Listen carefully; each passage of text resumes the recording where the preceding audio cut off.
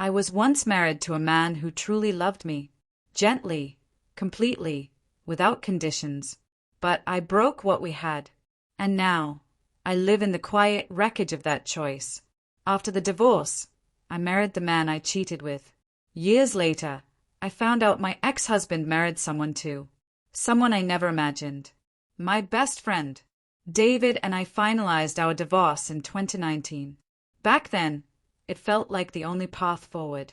He found out during the early months of the pandemic. I had been seeing Caleb, a waiter at a nearby cafe I often visited. When David confronted me, I didn't lie or beg. I told him the truth. I had fallen out of love, and I thought it was time to move on. He handled it with a kind of grace that still haunts me. No shouting, no lawyers sharpening their teeth. We untangled our lives with civility and mutual understanding. David relocated, 2 hours away to a quiet university town.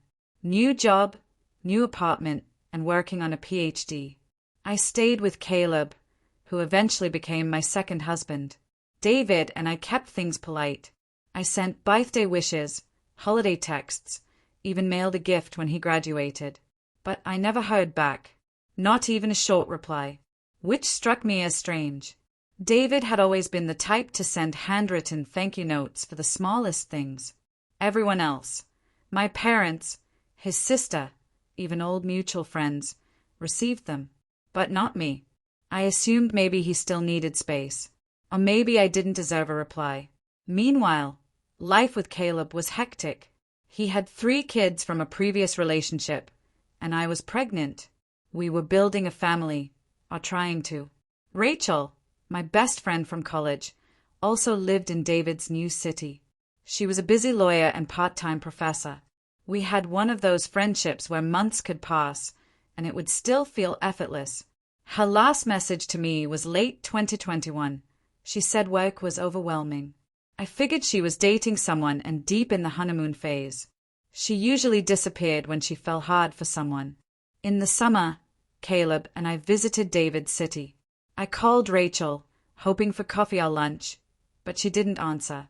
I assumed she was busy or distracted by a new love. Then in October, I came back for a Halloween party thrown by an old classmate. I went alone. I thought maybe I'd finally catch Rachel and unwind a little. She was there, dressed as Cleopatra, wine glass in hand. She froze when she saw me. Her hug was brief. Her smile didn't reach her eyes. I tried calling you this summer, I said. I was on my honeymoon, she replied. Sorry I didn't get back to you. I blinked. Wait, your honeymoon? You got married. She nodded, her face unreadable. When?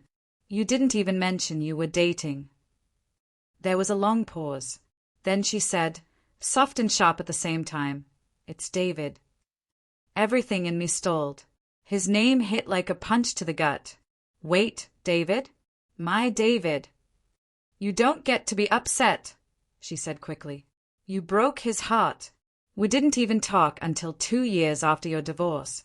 You chose someone who brought you lattes over someone who built your whole world. I didn't know what to say. Her words cut deep. I spent that weekend numb, drinking too much, spinning in cycles of old memories. Rachel, my closest friend, was now married to the man I once believed I'd grow old with, and she never told me. When I got back home, something inside me cracked. I couldn't look at Caleb the same. I pulled away. I barely spoke.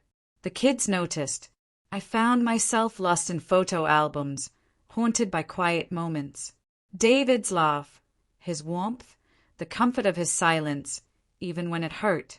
After a few weeks, Caleb confronted me. You're hiding something, he said. Are you cheating again? I broke down.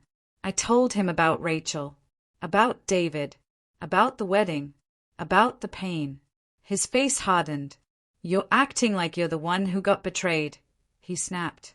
I've known about them for a while. It's been all over social media.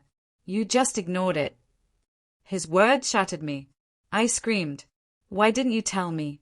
Why let me chase after Rachel like an idiot? You still love him, he said. That's not true, I insisted.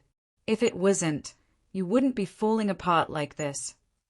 We fought all night. By sunrise, I left.